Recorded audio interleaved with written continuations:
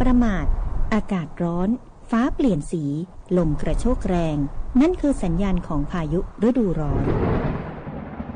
และอาจจะเกิดฟ้าผ่า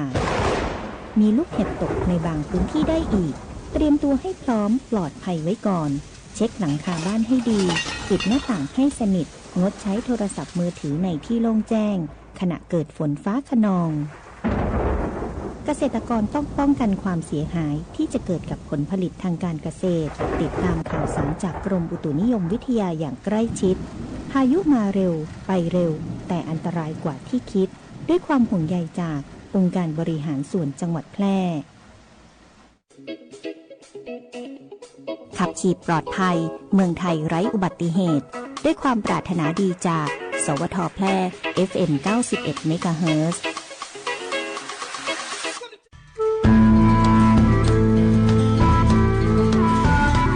มอห้อมไม้ซักถิ่นหักพระล้อจ่อแฮสีเมือง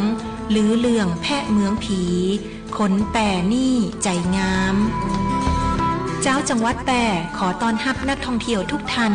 ตีมาเยือนหมู่เฮาด้วยความยินดียิ่งเจ้า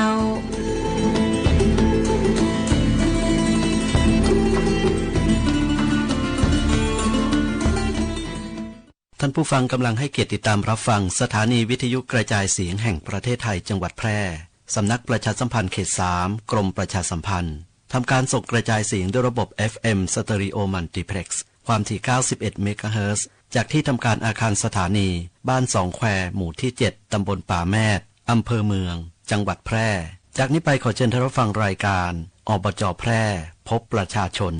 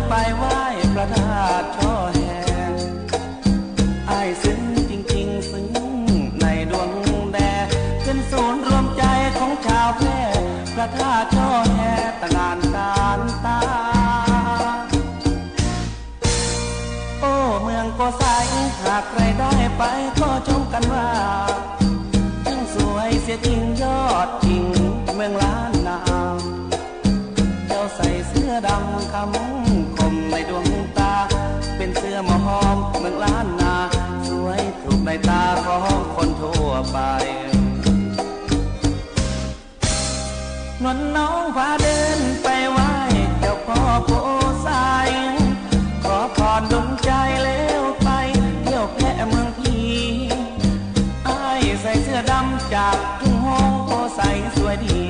เป็นสัญลักษณ์จากเมืองคนดีแล้วเธอชวนพี่เที่ยวทำผานาเมืองแพร่คนดีหนุ่มสาวก็มีน้ำใจสะพรั่งเมื่อเราได้ไปไหว้แม่12 นางพระธาตุพระหล่อลูกที่ขอฝากฟังโปรดช่วยบันดาลให้น้องนางและลูกสมหวังในทางรัก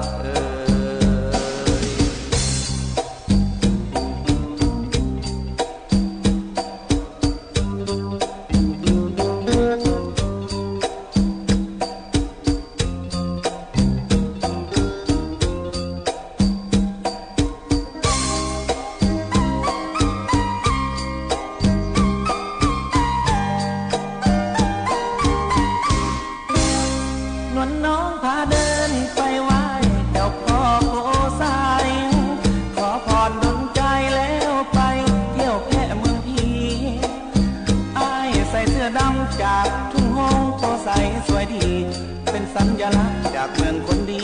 แล้วเธอชวนพี่เที่ยวทำผานาเมืองแพร่คนดีหนุ่มสาวก็มีน้ำใจสะพรั่งเมื่อเราได้ไปไหว้แม่12 นางพระธาตุพระหล่อลูกนี่ขอฝากฟังโปรดช่วยบันดาลให้น้องนางและลูกสมหวังในทางรัก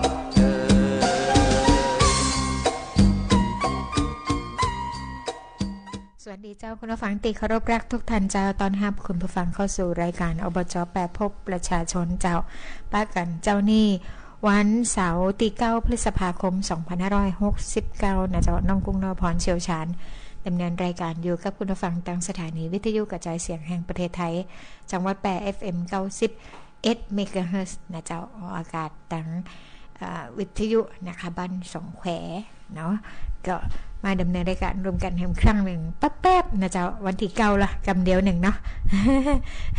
ช่วงนี้ฝนเริ่มมาแล้วนะเจ้าตั้งปพเนาะแล้วก็ตั้งจังหวัดเองนะเจ้าป้องกันและบรรเทาสาธารณภัยก็มีการแจ้งเตือนนะคะรวมไปถึงประกาศจากอุตุนิยมวิทยาตุ๋ยนะคะแจ้งเตือนเรื่องของฝนตกนะคะระวังน้ำป่าไหลหลากน้ำท่วมฉับพลันและก็อาจจะมีน้ำท่วมขังในช่วงของวันที่8ถึงวันที่10 พฤษภาคมนะเจ้าภาคเหนือนี่แปะเฮาก็อยู่ในความเสี่ยงนั่นตัวนะคะถ้าไปดูในรูปหรือว่าอินโฟกราฟิกที่เป็นทำขึ้นมาเนี่ยก็จะได้เห็นว่าสีเขาทำแถบสีขาวกับสีน้ำเงินเนาะแถบสีน้ำเงินนี่ก็จะเป็นคุมจังหวัดตีมีฝนนะเจ้ายังภาคเหนือค่ะไล่ตั้งแต่แม่ฮ่องสอนลงมานะคะเชียงใหม่เชียงรายลำพูนลำปางพะเยาแปะน่านอุตรดิตถ์ตากสุโขทัยกำแพงเพชรพิษณุโลกเพชรบูรณ์แล้วก็อุทัยธานีนะเจ้าหมายรวมไปถึงภาคตะวันออกเฉียงเหนือนะคะแล้วก็มีภาคใต้ตัวในบางส่วนก็จะต้องติดตามสถานการณ์นะเจ้าอย่างใกล้ชิดนะคะอาจจะมีอากาศมาวันมันร้อนเนาะแมลงมันเย็นแมลงมันก็เริ่มเย็นลงนะคะมันก็เนี่ยอากาศยกตัวขึ้นไปอาจจะร้อนกับเย็นมาปะทะกันก็มีเกิดฝนฟ้าคะนองได้ในบางพื้นที่นะเจ้าที่ว่าเปิดให้เตรียมความพร้อมในการป้องกันนะเจ้าเรื่องของน้ำป่าไหลหลากแล้วก็น้ำท่วมฉับพลันรวมไปถึงน้ำขังตัวนะคะติดตามข้อมูลข่าวสารจากทางราชการอย่างใกล้ชิดนะเจ้าเนาะสมัยเดียวนี้มันมีบัญชี Facebook นะคะมัน Facebook ทั้งหลายที่เป็นแฟนเพจที่เขาแจ้งเตือนเรื่องของดินฟ้าอากาศก็หลายนะเจ้าเนี่ยคือเขาได้หันว่าภัยติมันจะเกิดขึ้นเนี่ยมันจะเกิดขึ้นได้อย่างใดพ้องนะเจ้าก็ติดตามกันดูน้องคุ้งก็เป็นคนหนึ่งนะเจ้าในการที่จะติดตามสภาพดินฟ้าอากาศนะคะเพราะว่าเมื่อบ้านก็อยู่ไกลเนาะเวลาเราเดินทางไปหมายกับที่ทำงานเนี่ยนะเจ้าก็เลยจะต้องติดตามนะรวมไปถึงมาค่ำมาคืนตัวเองนะอยู่บ้านนะคะก็เดินทางก็ใจความระมัดระวังนะคะโดยส่วนใหญ่แล้วถ้าฝนมันจะตกเนี่ยมันจะมาช่วงแมลงเนาะช่วงตีสมัยแต่เจ้าช่วงตีเขาเริ่มจะเลิกงานกันนะคะก็ให้ระมัดระวังในการขับรถตัวนะเจ้ามีเรื่องอย่างแหมเพราะฝนมาเนาะเรื่องของฝุ่นPM 2.5 นะเจ้าฝุ่นละอองต่างๆในอากาศก็ดูเหมือนจะลดลงไปนะคะในห่วงของฝนติมานะคะแต่ระหว่างตีขับรถกลับบ้านวันก่อนเนี่ยลัดเข้าไปทางเส้นไหนนะเจ้าเพราะว่ากลับบ้านติเมือง2ลัดเข้าไปสายไหนแถวบ้านอะไรอย่างนี้แถวแม่ท่าอย่างก็ติจะออกไปหาเด่นชุมพลนะเจ้าลัดสายไหนปัดทูเผานะคะแต่ตัวตรงน้านี่เผาขนาดนักนะเจ้าว่าเลยควันคุ้มนะคะถ้าว่าเป็นว่าโยบายจะได้ว่าไม่ได้เพราะว่ามันประกาศยุดเผาเขาจบไปแล้วมาตั้งแต่30 เมษายนเนาะตรงนี้มันอยู่ในต้นพฤษภานะคะจริงๆแล้วก็อยากรณรงค์ให้เป็นพ่อแม่พี่น้องเกษตรกรนะเจ้าบ่ต้องเผาเลยดีกว่าไถกรบไปเลยนะเจ้าให้มันเป็นปุ๋ยเนาะให้มันบำรุงดินอยู่ในหั่นนะเจ้าถ้าเผาไปหน้าดินก็ได้รับความเสียหายแร่ธาตุสารอาหารอย่างต่างๆมันก็หายไปนะเจ้าเวลาท่านปลูกพืชปลูกอย่างก็แล้วแต่ก็อย่าเสี่ยงปุ๋ยหลายน้อยปุ๋ยกับแป้งเนี่ยเนาะสมัยเดียวนี่ต้นทุนก็จะสูงขึ้นนะคะเนี่ยก็เป็นผลมาจากการทำการเกษตรในรูปแบบเนี้ยนะเจ้าเดี๋ยวว่าแบบเดิมๆเนี่ยเหมือนเดิมนะถึงเวลาฤดูกาลตีใกล้ตีจะทำการเกษตรแล้วนะคะแทนที่จะไถล่มต่อสร้างเดิมก็กลายเป็นว่าเผาเอาง่ายดีนะ จุดไฟเผาบุ่มเมื่อว่าสิ่งแวดล้อมก็แย่ไปตัวนั่นเจ้าควันขโมงขึ้นไปกลางอากาศนะแล้วก็ถ้าไปจ้างเขาไทยก็เสี่ยงสตางค์นี่นะมันก็ขึ้นได้แค่ว่าเผาเอาเตอะง่ายดีมันง่ายแต่ว่ามลภาวะและก็สิ่งแวดล้อมมันแย่ลงนะคะเพราะนั้นแล้วก็ต้องช่วยกันนะเจ้าสัปดาห์ที่ผ่านมามีงานเดี๋ยวก่อนฝั่งไปติดสัปดาห์แต่มีน้องๆตีสมัครงานนะคะเข้ามาเนาะตอนตีหับสมัครพนักงานจ้างตามภารกิจนะเจ้าผู้ช่วยเจ้าพนักงานธุรการนะคะกับพนักงานวิทยุก็มีถามเข้ามาหลายนะเจ้าว่าประกาศรายชื่อผู้มีสิทธิ์สอบหรือยังนะเจ้าเอาเป็นว่าตอนนี้ยังบอกประกาศแต่นะเจ้ายังไม่ได้ประกาศแต่คณะกรรมการดำเนินการสรรหาและเลือกสรรพนักงานจ้างสังกัดองค์การบริหารส่วนจังหวัด8จะมีประชุมในวันจันทร์ที่จะถึงนี้นะคะก็คือวันที่11 พฤษภาคมบ่ายโมงเกินเจ้าก็จะในติดประชุมตั้งฝ่ายเลขาตั้งกจนะคะฝ่ายติดเป็นหับสมัครเนี่ยเป็นจะรายงานผลการตรวจสอบคุณสมบัติและก็หลักฐานของผู้สมัครเข้ารับการสรรหาและก็เลือกสรรเป็นพนักงานจ้างสังกัดองค์การบริหารส่วนจังหวัดให้กับคณะกรรมการทราบนะเจ้าแล้วก็เรื่องตีจะให้คณะกรรมการพิจารณาก็คือเรื่องของแผนนะเจ้ากำหนดวันและเวลาของกิจกรรมการสรรหาและก็เลือกสรรนะเจ้าแล้วก็จะมีร่างประกาศรายชื่อผู้มีสิทธิ์เข้ารับการสรรหาและเลือกสรรการประเมินสมรรถนะและก็กำหนดวันเวลาสถานที่ระเบียบปฏิบัติของผู้เข้ารับการสรรหาและเลือกสรรนะเจ้าแล้วก็แห่งข้อหนึ่งก็คือก็จะมีการแต่งตั้งคณะกรรมการและเจ้าหน้าที่ดำเนินการสรรหาและเลือกสรรพนักงานจ้างสังกัดองค์การบริหารส่วนจังหวัด8ในส่วนของการประเมินสมรรถนะนะเจ้าและก็จะมีเรื่องของการพิจารณาร่างปกข้อสอบกระดาษคำตอบและก็แบบให้คะแนนสัมภาษณ์นะเจ้าในตำแหน่งพนักงานวิทยุตัวนะคะเอาเป็นว่าถ้าเปิดประชุมนี่เสร็จนะเจ้าร่างประกาศที่เป็นเสนอพิจารณาเนี่ยถ้าคณะกรรมการเห็นชอบก็จะได้ให้นายกลงนามแล้วก็ประกาศนะคะรายชื่อนะเจ้าก็แล้วในประกาศนั่นก็จะกำหนดวันเวลาและสถานที่รวมไปถึงระเบียบปฏิบัติในการสอบเรียบร้อยนะคะก็คาดว่าสัปดาห์หน้าได้ก่อนนี้สัปดาห์หน้าก็ทำงานวันจันทร์วันอังคารเนาะแล้วก็หยุดวันพุธนะเจ้าวันผืนมงคลเป็นไปได้อย่างเร็วก็คือสัปดาห์หน้าอย่างจ้าน่าจะเลยสัปดาห์หน้าไปกับประมาณวันที่20ได้ก็จะมาถึงเนาะเดี๋ยวติดตามแหมกำหนึ่งตั้ง Facebook ขององค์การบริหารส่วนจังหวัด8นะคะก็จะประชาสัมพันธ์ให้ทราบโดยเร็วนะเจ้าหลังจากติมีประกาศออกมาแล้วนะคะเนาะพักสักคำหนึ่งก่อนแล้วเดี๋ยวกลับมาช่วงหน้ามาดูงานอื่นๆตีปฏิบัติกันในสัปดาห์ที่ผ่านมาจ้า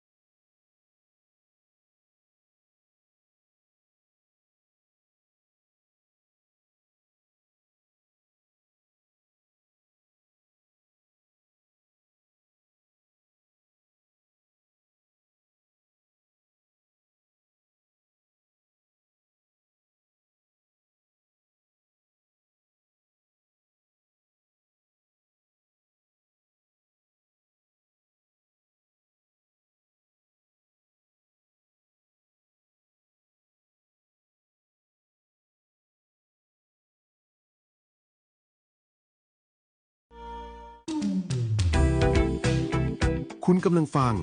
FM 91 MHz สถานีวิทยุกระจายเสียงแห่งประเทศไทยจังหวัดแพร่ให้ความรู้คู่ความสุข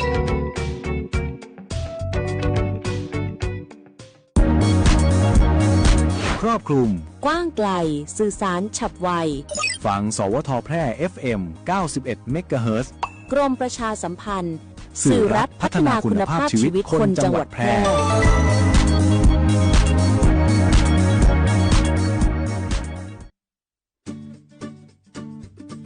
โรงพยาบาลชุมชนการแพทย์แผนไทยและการแพทย์ทางเลือกองค์การบริหารส่วนจังหวัดแพร่เปิดให้บริการดูแลสุขภาพนวดพอกอกนวดรักษาแผนไทย90นาทีนวดแผนไทยนวดเท้าประคบร้อนบรรเทาอาการปวดเมื่อยคลายกล้ามเนื้อข้อเข่าสมุนไพรรักษาข้อฝืดข้อเข่าเสื่อมข้อนิ้วข้อเท้าลดอาการปวดด้วยสมุนไพรเปิดให้บริการในทุกวันจันทร์อบไอน้ำสมุนไพรรักษาระบบทางเดินหายใจกระตุ้นการไหลเวียนของโลหิตลดการปวดเมื่อยกล้ามเนื้อขับน้ำข่าวปลาแม่หลังคลอดเปิดให้บริการในทุกวันอังคารบรรเทาอาการปวดเมื่อยคลายกล้ามเนื้อผู้มาใช้บริการให้นำบัตรประจำตัวประชาชนมาด้วยทุกครั้งใช้สิทธิ์เบิกจ่ายตรงข้าราชการสิทธิ์ประกันสังคมหรือสิทธิ์บัตรทองในจังหวัดแพร่สิทธิ์รัฐวิสาหกิจหรือชำระเงินสดติดต่อจองคิวรับบริการเวลา 8:30 นาทีถึง 16:30 นาทีเว้นวันหยุดนักขัตฤกษ์โทร 054-523-338-9คุณกำลังฟังรายการอบจ.แพร่พบประชาชนโดยงานประชาสัมพันธ์อบจ.แพร่ทางสวทแพร่ FM 91 MHz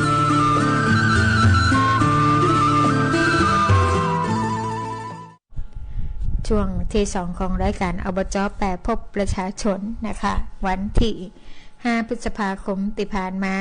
นะคะก็ได้มีการประชุมคณะกรรมการและคณะทำงานขับเคลื่อนไม้เมืองขับเคลื่อนเมืองไม้ยั่งยืนจังหวัดแพร่นะเจ้าซึ่งตามยุทธศาสตร์ของจังหวัดนะคะที่จะขับเคลื่อนให้เมืองแพร่เป็นเมืองไม้ยั่งยืนนะโดยรวมกับประเทศสวีเดนนะคะที่จะผลักดันให้กับจังหวัดแพร่ได้พัฒนาเมืองนะเจ้าเป็นเมืองไม้ยั่งยืนซึ่งก็จังหวัดก็ได้แต่งตั้งคณะกรรมการรวมไปถึงคณะทำงานเจ้าคณะกรรมการบอร์ดใหญ่กับมีผู้ว่าราชการจังหวัดเป็นประธานกรรมการนะคะแล้วก็แหมชุดหนึ่งก็จะเป็นคณะทำงานนะคะก็จะมีนายกองค์การบริหารส่วนจังหวัดแพร่เป็นประธานคณะทำงานหรือว่าหัวหน้าคณะทำงานนะเจ้าซึ่งในวันที่5พฤษภาคมที่ผ่านมาบ่ายโมงครึ่งนะเจ้าก็มีการประชุมคณะกรรมการและคณะทำงานขับเคลื่อน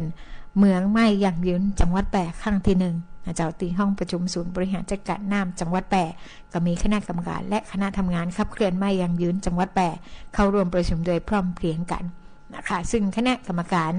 คณะทำงานก็มาจากภาคธุรกิจภาคเอกชนภาคประชาชนนะเจ้ารวมไปถึงหน่วยงานภาครัฐนะคะที่มีหน้าที่ที่เกี่ยวข้องกับการผลักดันนะคะความในด้านของเศรษฐกิจด้านของสังคมนะคะและก็ด้านของสิ่งแวดล้อมและธรรมชาตินะคะมาประชุมรวมกันนะเจ้าทั้งนี้ในการแต่งตั้งคณะกรรมการและคณะทำงานขับเคลื่อนไม้ยั่งยืนจังหวัดแพร่เพื่อให้ภาครัฐภาคเอกชนภาคประชาชนเข้ามามีส่วนร่วมในการสนับสนุนการขับเคลื่อนด้านงานพัฒนาศักยภาพของจังหวัดแพร่ให้เป็นเมืองไม้ที่มีความยั่งยืนในอนาคตนะคะตอบสนองการเติบโตทางเศรษฐกิจสร้างงานสร้างรายได้ให้กับประชาชนในจังหวัดแพร่สอดคล้องกับแผนพัฒนาจังหวัดซึ่งเมื่อคณะกรรมการและคณะทำงานได้ดำเนินการจัดทำร่างแผนขับเคลื่อนไม้ห้องเมืองไม้ยั่งยืนเสร็จแล้วนะคะก็จะเสนอต่อประธานกรรมการก็คือท่านผู้ว่าราชการจังหวัดแพร่ให้ความเห็นชอบแล้วก็นำแผนนั้นไปสู่การก็ห้องว่าการดำเนินโครงการต่อไปนะเจ้าส่วนวันที่6พฤษภาคมเจ้าตั้งสมาคมองค์การบริหารส่วนจังหวัดแห่งประเทศไทยนะคะซึ่งก็ท่านนายกอนุวัฒน์วงศ์วรรณนายกองค์การบริหารส่วนจังหวัดแพร่ในแห่งบทบาทหนึ่งก็เป็นนายกสมาคมองค์การบริหารส่วนจังหวัดแห่งประเทศไทยตัวก็มีการประชุมพ รึกษาหารือและก็ระดมความคิดเห็นเพื่อกำหนดแนวทางการดำเนินงานของสมาคมองค์การบริหารส่วนจังหวัดแห่งประเทศไทยนะคะการประชุมครั้งนี้เป็นเรื่องประเด็นการจัดสรรภาษีและค่าธรรมเนียมรถยนต์ให้กับองค์การบริหารส่วนจังหวัดนะคะโดยมีประธานสมาพันธ์องค์การบริหารส่วนจังหวัดของภาคทั้ง4ภาคนะคะเข้ารวมประชุมตัวแล้วก็มีในส่วนของนายกองค์การบริหารส่วนจังหวัดปัตตานีนะคะแล้วก็กองเลขาธิการสมาคมจะมีผู้อำนวยการส่วนกระจายอำนาจด้านการเงินการคลังผู้อำนวยการสำนักงานนะคะผู้เชี่ยวชาญพิเศษและก็ผู้แทนจากองค์การบริหารส่วนจังหวัดต่างๆเข้าร่วมประชุมซึ่งเดี๋ยวถ้าผลการประชุมออกมาเป็นประการใดตั้งสมาคมก็จะได้เอามาประชาสัมพันธ์เพื่อสากแห่งคำหนึ่งนะคะส่วนโครงการฝึกอบรมเสริมสร้างกำลังใจนะคะให้กับผู้สูงอายุสร้างเสริมสุขภาพสร้างกำลังใจเพื่อขับเคลื่อนสังคมผู้สูงวัยจังหวัดแปรประจำปีงบประมาณ 2569 สัปดาห์นี้เดินทางมาถึงช่วงท้ายนะเจ้าของแต่ละรุ่นแล้วนะคะแต่ละรุ่นทั้งหมดมี26รุ่นนะคะก็จะไปสิ้นสุดเอาวันอังคารหน้าจะครบ26รุ่น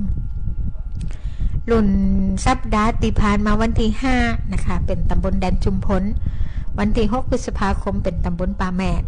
วันที่7พฤษภาคมเป็นตำบลเต่าปูนเนาะแล้ววันที่8พฤษภาคมเป็นผู้สูงอายุตำบลแม่สายนะเจ้าหลังจากนั้นก็วันจันทร์ที่11ก็จะเป็นผู้สูงอายุตำบลห้วยม่าแล้วก็จะปิดท้ายด้วยวันอังคารที่12พฤษภาคมก็จะเป็นผู้สูงอายุตำบลวังหงส์นะคะก็มีการบรรยายรวมไปถึงกิจกรรมสันทนาการจากวงดนตรีเพชรอบจ.นะคะการบรรยายก็เรื่องของการใจยาให้ถูกวิธีนะคะการเข้มหักษายาซึ่งก็ได้รับความอนุเคราะห์วิทยากรจากสำนักงานสาธารณสุขจังหวัดแปรนะคะจัดเภสัชกรไปบรรยายให้ฟังทุกรุ่นเลยนะเจ้าแล้วก็เรื่องของการเห็นก็เรื่องของภัยพิบัตินะเจ้าเรียนรู้เรื่องภัยพิบัติที่เกิดขึ้นนะคะในจังหวัดนะคะแล้วก็การปฏิบัติตัวของผู้สูงอายุนะคะจะมีวิธีการเอาตัวรอดอย่างใดในห่วงของการเกิดภัยพิบัติลดการพึ่งพิงแล้วก็พึ่งพาลูกหลานให้ได้นักที่สุดนะเจ้าก็มีวิทยากรจากสำนักงานป้องกันและบรรเทาสาธารณภัยจังหวัดแปรนะคะจัดวิทยากรมาบรรยายทุกวันจากนี้ก็มีส่วนของสำนักงานไซติจังหวัดแปรนะคะโดยได้นำเรื่องของมิจฉาชีพออนไลน์จะเป็นในสังกัดกระทรวงดิจิทัลเนาะประกาศเอาเรื่องของมิจฉาชีพออนไลน์จะมาบรรยายให้ฟังนะคะสรุปเป็นสั้นๆถ้ามันเกิดเหตุการณ์ตีเขาถูกมิจฉาชีพหลอกลวงไปแล้วเนี่ยเขาจะโทรหมายเลข1441ทันทีนะคะหมายเลข1441จะช่วยนะคะจากตีอาจจะอายัดเงินตันนะเจ้าอาจจะเป็นลักษณะของการแจ้งความออนไลน์นะคะถ้ามีเหตุเกิดขึ้นแล้วเพราะนั้นมันห้ามไม่นะบ่เชื่อบ่โอนนะเจ้าบ่อย่างนี้บ่โลภนะเจ้าเขาหลอกไปลงทุนต่ออีได้ผลตอบแทนนักขนาดนั้นเป็นไปบ่ได้นะเจ้ายากเพราะนั้นแล้วก็จะต้องบ่ลงเชื่ออย่างง่ายๆนะคะถ้าบ่เกิดขึ้นมันก็ดีกับเขานะเจ้าบ่เชื่อโดยการบ่คลิกลิงก์เข้าไปบ่กรอกข้อมูลนะคะมันก็บ่เป็นหยังแต่ว่าเมื่อมันพลาดไปแล้วเนี่ยมันเกิดขึ้นไปแล้วนะคะถ้าโทรเร็วสายด่วน1441ก็จะช่วยระงับยับยั้งหรืออาจจะบรรเทาไปได้นะนี่ก็เป็นข้อมูลนะคะที่เขาได้จัดฝึก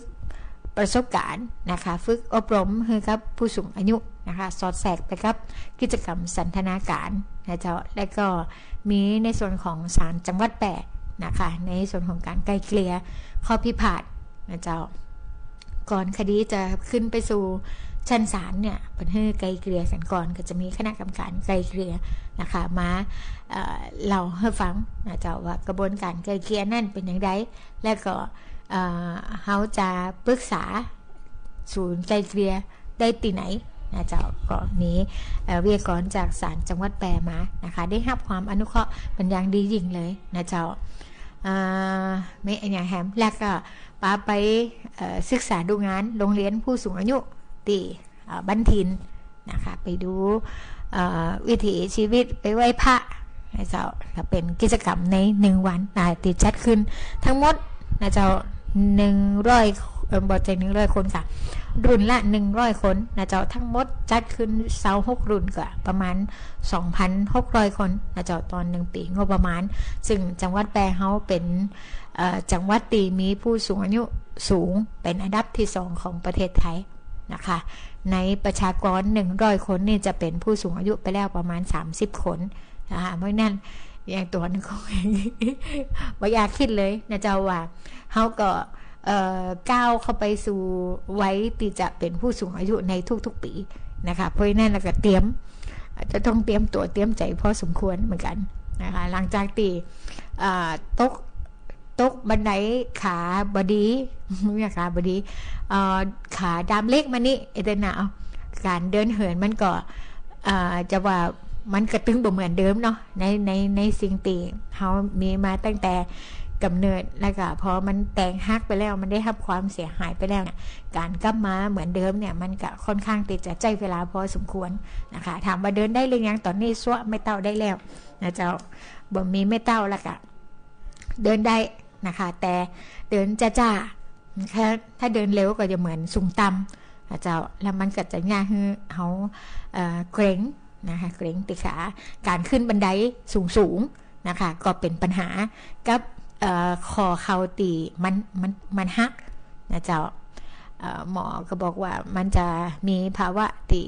จะเป็นอย่างก็คอเข่าเสื่อมเร็วกว่าปกตินะคะในข้างตีเขาบาดเจ็บเจ้าก็เลยบ่สามารถที่จะปีนบันไดสูงได้เตี่ยนะคะขึ้นเตี้ยๆนี่พอได้อยู่นะคะขึ้นลงอย่างเงี้ยก็พยายามฝึกอยู่แล้วนั่นก็อยากจะให้ปล่อยแม่ผู้สูงอายุนะเจ้าตีอยู่ในวัยผู้สูงอายุเนี่ยได้ระมัดระวังนะคะรวมไปถึงลูกหลานตัวติดอยู่บ้านนะคะพอดีๆนะเจ้าผู้สูงอายุเนี่ยกะพันเข้าห้องไว้ก็การพัดต้องอกลมเนาะเวลาเจ็บไปแล้วเนี่ยมันเอาคืนยากนะเจ้าหมายถึงว่าการที่ร่างกายจะฟื้นคืนขึ้นมาแข็งแรงเหมือนเดิมเนี่ยมันยากนะเจ้าขนาดอายุตอนน้องกุ้งเนี่ยเจ็บไปแล้วเนี่ยกว่าร่างกายจะฟื้นกลับมานี่วันนี้ยังบ่ฟื้นเนี่ย9 เดือนก็แหม3 สัปดาห์นี่นะคะ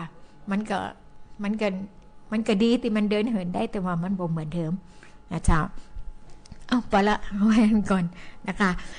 ค่อยๆดีขึ้นไปเนาะในตามอัตภาพนะคะวันที่7 พฤษภาคมนะเจ้ามีการจัดอบรมเชิงปฏิบัติการโครงการอบรมการปฐมพยาบาลเบื้องต้นแล้วก็ช่วยฟื้นคืนชีพให้กับโรงพยาบาลส่งเสริมสุขภาพตำบลนะคะแล้วก็เขาจัดตีรพสตตีไหนนี่ห้วยมากนะคะก็มี1669ไปเป็นวิทยากรเฮนะคะสนับสนุนวิทยากรจากแพทย์ฉุกเฉิน1669นะองค์การบริหารส่วนจังหวัดแปะเป็นมีการจัดฝึกอบรมปฐมพยาบาลเบื้องต้นในการช่วยฟื้นคืนชีพ CPR มีผู้เข้าร่วมกิจกรรม60 คนนะจะประกอบไปด้วยผู้นำชุมชนสมาชิกสภาอบต.ห้วยมานะคะตัวแทนอสม.ตัวแทนภาคประชาชนนะมีกู้ชีพของอบต.ห้วยมานะคะมีคุณครูจากโรงเรียนบ้านปงนะคะปงป้อมประชานุกูลนี่นะกลุ่มสตรีแม่บ้านแล้วก็กลุ่มเยาวชนนะคะซึ่งอบจ.ก็สนับสนุนวิทยากรนะคะจากศูนย์รับแจ้งเหตุและสั่งการการแพทย์ฉุกเฉินองค์การบริหารส่วนจังหวัดแปะนะเจ้า1669อบจ.แปะก็ไปเป็นวิทยากรในการสนับสนุนนะคะ CPR นะวิธีตีช่วยปั๊มหัวใจในกรณีตีไปเจอคนตีหมดสติแล้วบ่หายใจอย่างเอ็นเจ้าเขาจะมีวิธีการช่วยปั๊มหัวใจอย่างใดนะคะถ้ามีเครื่องกระตุกหัวใจก็ใจเครื่องกระตุกหัวใจนะคะและถ้าบ่มีก็ต้องปั๊มแล้วก็จะต้องช่วยกันโทรคนหนึ่งโทรศัพท์ เรียก1669นะประเมินอาการเอ็นนะเจ้าให้เจ้าหน้าที่ได้รับทราบเนี่ยนะคะก็เป็นแห่งโครงการดีๆนี่ค่ะที่จัดขึ้นนะเจ้าแล้วก็เรื่องของการสนับสนุนเครื่องจักรนะคะเข้าพื้นที่ในสัปดาห์ที่ผ่านมาก็ปรับพื้นที่สนามฝึกทางยุทธวิธีของม.1012นะเจ้าซึ่งตั้งอบจแปก็สนับสนุนเครื่องจักรลงไปนะคะปฏิบัติงานตั้งแต่วันที่27เมษายนจนถึง1พฤษภาคมที่ผ่านมานะเจ้าดำเนินการแล้วเสร็จเป็นที่เรียบร้อยแล้วก็ช่วยปรับสภาพพื้นที่ให้มีความเหมาะสมต่อการฝึกภาคสนามในการปฏิบัติภารกิจด้านความมั่นคงนะคะเพิ่มความพร้อมของสถานที่ฝึกทางยุทธวิธีและก็รวมเป็นการสนับสนุนการบูรณาการความร่วมมือระหว่างหน่วยงานภาครัฐในการพัฒนาพื้นที่เพื่อประโยชน์ด้านความมั่นคงและก็สาธารณประโยชน์ร่วมกันนะคะพักก่อนเดี๋ยวกลับมาช่วงหน้านะเจ้างานช่างนะเจ้านอกเครื่องจักรที่เข้าไปปฏิบัติงานจะไปไหนพองแล้วกับมีแผนเป็นยังไงนะเจ้ากลับมาช่วงหน้าเจ้า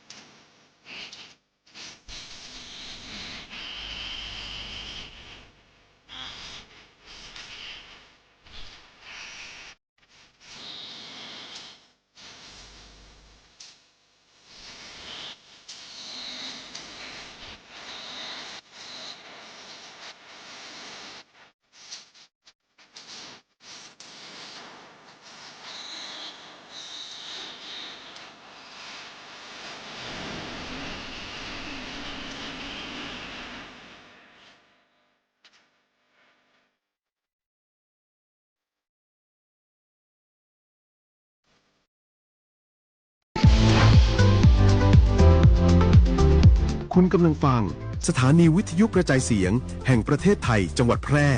FM 91 MHz ให้ความรู้คู่ความสุข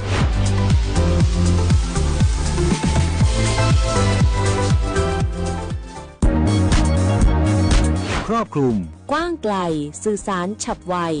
ฟังสวทแพร่ FM 91 MHz กรมประชาสัมพันธ์สื่อรัฐพัฒนาคุณภาพชีวิตคนจังหวัดแพร่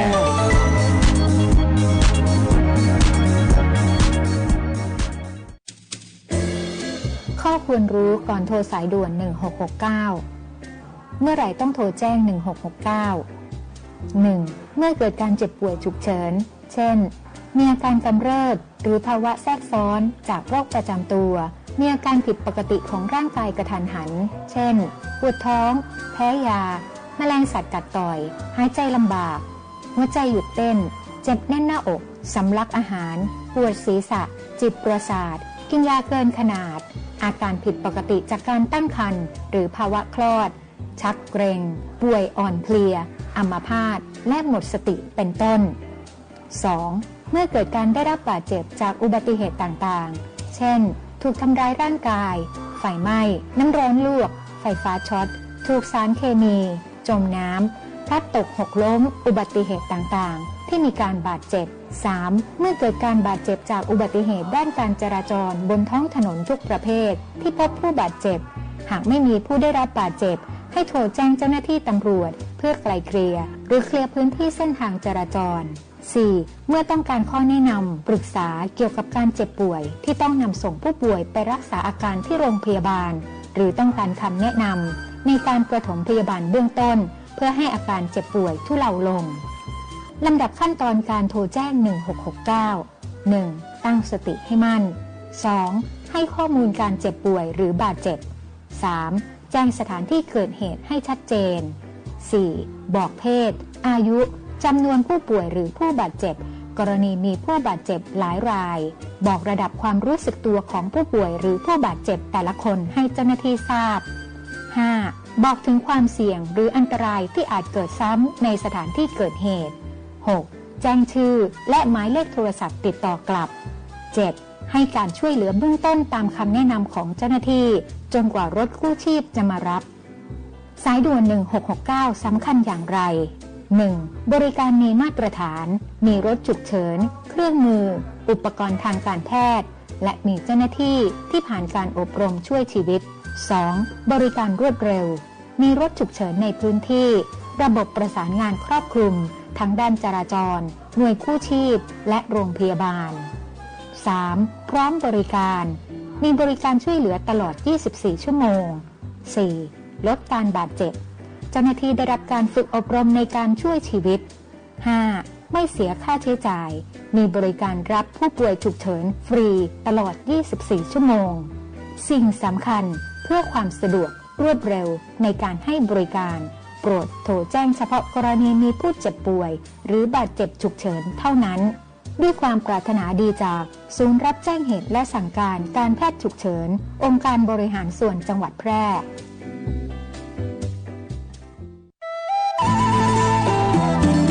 คุณกำลังฟังรายการอบจ.แพร่พบประชาชนโดยงานประชาสัมพันธ์อบจ.แพร่ทางสวทแพร่ FM 91 MHz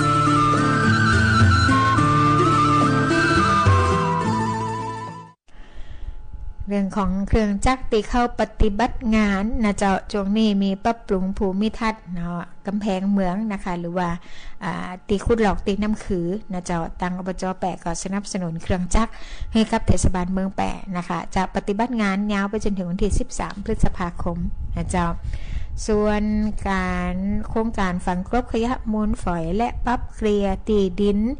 บริเวณสถานที่กำจัดขยะมูลฝอยตีเดิมนะเจ้าของเทศบาลตำบลตุงโฮงปฏิบัติงานตั้งแต่วันที่11ถึงวันที่20พฤษภาคมนะเจ้าก็จะเตรียมเครื่องจักรเข้าไปก็แจ้งงบของเทศบาลตำบลตุงโฮงจะเป็นผู้สนับสนุนน้ำมันเชื้อเพลิงอบจ.แปดสนับสนุนเครื่องจักรและก็บุคลากรลงไปนะคะ มีโครงการปรับปรุงฟื้นฟูอ่างเก็บน้ำแม่กลางในเจ้าบ้านนาแก้หมู่ที่3ตำบลห้วยอ้ออำเภอหลองปริมาตรดินขุด 163,820 ลูกบาศก์เมตรนะคะอันนี้อบจ.เป็นผู้ดำเนินการเองเริ่มปฏิบัติงานตั้งแต่วันที่27 เมษายนไปจนถึงวันที่1 กรกฎาคมนะคะมีโครงการขุดลอกวัชพืชที่หมู่ที่1ตำบลหัวฝายอำเภอสูงเม่นนะเจ้าจะยาวประมาณ 1,500 เมตรนะคะเครื่องจักรจะเข้าปฏิบัติงานในวันที่12ถึง19พฤษภาคมนะคะใช้งบประมาณของอบต.หัวฝายเป็นผู้สนับสนุนน้ำมันเชื้อเพลิงและก็อบจ.แปดเป็นเครื่องจักรและเจ้าหน้าที่ผู้ปฏิบัติงานนะเจ้ามีโครงการหุดลอกห้วยหองริ้นบ้านเมยุ่นหมู่ที่3ตำบลปงปะหวายอำเภอเด่นใจจังหวัดแปะนะคะมีขนาดกว้าง5เมตรลึก2เมตรเกิงนะเจ้ายาวประมาณ800เมตรจะออกปฏิบัติงานวันที่11ถึง21พฤษภาคมนะเจ้าแจ้งงบประมาณของเทศบาลตำบลปงปะหวายเป็นผู้สนับสนุนน้ำมันเชื้อเพลิงอบจ.แปดเป็นเครื่องจักรนะคะ7ถึง8พฤษภาคมไปหลอกไปลื้อถอน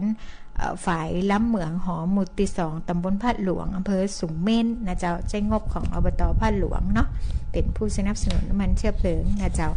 จอแปดเป็นเครื่องจักรนะคะมีโครงการก่อสร้างฝ่ายน้ำล้นคอนกรีตเสริมเล็กห้วยห้องขามหมู่ที่6ตำบลปาแมนอำเภอเมืองแปะนะเจ้าอันนี้เป็นงานที่มีผู้รับจ้างไปทำเนาะงบประมาณ 863,000 บาทนะเจ้าอยู่ในระหว่างดำเนินการจะไปสิ้นสุดสัญญาในวันที่29พฤษภาคมนะเจ้าความคืบหน้าของโครงการคิดเป็นร้อยละ 83.10 นะคะขณะนี้ผู้ควบคุมงานได้ดำเนินการตรวจสอบและควบคุมงานด้วยการดำเนินการถมดินตะลิงบริเวณแกนของสันฝายนะเจ้าจุดที่1จุดที่2ทั้ง2ฝั่งทำการตัดเล็กดัดเล็กผูกเล็กนะคะคานตะลิงบนคานสโลปเตรียมไว้แล้วก็จะดำเนินการติดตั้งแม่แบบแล้วก็เทคอนกรีต2จุดทั้ง2ฝั่งนะเจ้านี่ก็เป็นงานตีมีผู้รับจ้างทำนะคะเรื่องของการฮับโอนข้าราชการนะเจ้ามีประกาศฮับโอนพยาบาลวิชาชีพนะเจ้าระดับปฏิบัติการถึงชำนาญการนะคะจำนวน2อัตราด้วยกันนะเจ้า1อัตราจะอยู่ที่โรงพยาบาลส่งเสริมสุขภาพตำบลวังลึกอำเภอวังจิ้นนะเจ้าแล้วก็แห่ง1อัตราอยู่ที่โรงพยาบาลส่งเสริมสุขภาพตำบลบ้านป่าม่วงอำเภอวังจิ้นเช่นกันนะคะก็สามารถยื่นคำร้องขอโอนด้วยตัวเองนะคะพร้อมเอกสารหลักฐานตีกองการเจ้าหน้าที่องค์การบริหารส่วนจังหวัดแปะนะตั้งแต่บัดนี้เป็นต้นไปจนถึงวันที่10มิถุนายนนะเจ้าจะ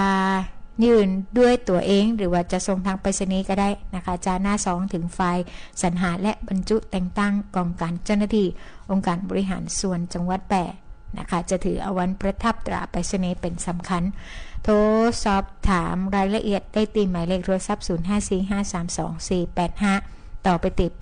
801ในวันและเวลาราชการนะเจ้าอยู่ตีวังลึกนะเจ้ารพสตวังลึกแล้วก็รพสตป่าม่วงนะเจ้าจำนวนแห่งละ1อัตรานะคะพยาบาลวิชาชีพระดับปฏิบัติการหรือชำนาญการนะคะแบบฟอร์มคำร้องขอโอนก็สามารถที่จะดาวน์โหลดได้จากเว็บไซต์ของอบจ.ได้นะเจ้าหลักฐานที่จะแนบก็จะมีแบบคำร้องขอโอนแบบประวัติส่วนตัวนะคะสำเนาทะเบียนประวัติหรือว่ากพ.7นะคะคุณวุฒิการศึกษานะเจ้าผลงานที่ได้รับผิดชอบอย่างน้อย3ผลงานนะคะหลักฐานที่ประกอบอื่นๆถ้าหากว่ามีนะเจ้าก็แนบมาตัวนะเจ้าเนาะเรื่องหนึ่งนะคะก็บ่มีแล้วค่ะ มดนะเจ้าเกิดย่ำน้องๆนะคะตีได้สอบถามเข้ามานะคะเรื่องของการประกาศรายชื่อนะเจ้าคนตีจะสอบผู้ช่วยเจ้าพนักงานธุรการนะเจ้าเดี๋ยวสัปดาห์หน้าน่าจะมีความคืบหน้านะเจ้าหลังจากตีคณะกรรมการจะประชุมกันในวันจันทร์ที่11พฤษภาคม2569ในเวลาบ่ายโมงครึ่งนะคะแล้วก็จะมาอัปเดตให้ทราบแผนการ1วันเสาร์ อาทิตย์สบายๆเจ้าฟังข่าวพ่องฟังเพลงพ่องเนาะก็อาจจะมีฝนตีจะมาเร็วขึ้นในห้วงนี้นะคะก็คือระมัดระวังเรื่องของสุขภาพกันตัวนะคะโดยเฉพาะผู้สูงอายุและอ่อนน้อยนะเจ้าอาการเปลี่ยนแปลงเร็วเนาะมาตอนห้อนนะเจ้าแมลงฝนตกอย่างนี้นะคะเมื่อคืนก็อาจจะยังมันชื้นๆเย็นๆเพราะฉะนั้นก็ดูแลสุขภาพกันตัวนะคะด้วยความห่วงใยจากองค์การบริหารส่วนจังหวัดแปะเจ้าเจ็บเป็นเย็นอุ่นเจ็บเป็นเย็นอุ่นเหตุด่วนเจ็บป่วยฉุกเฉินโทร1669องค์การบริหารอบจแปะนะเจ้า1669อบจแปะโทรฟรีบ่เสียตังค์นะคะอันนี้ก็ต้องขอบพระคุณสำหรับทุกท่านที่ติดตามรับฟังรายการอบจแปะพบประชาชนนะเจ้าจะกลับมาปะกันใหม่ในวันเสาร์หน้าวันนี้ลาไปก่อนสวัสดีเจ้า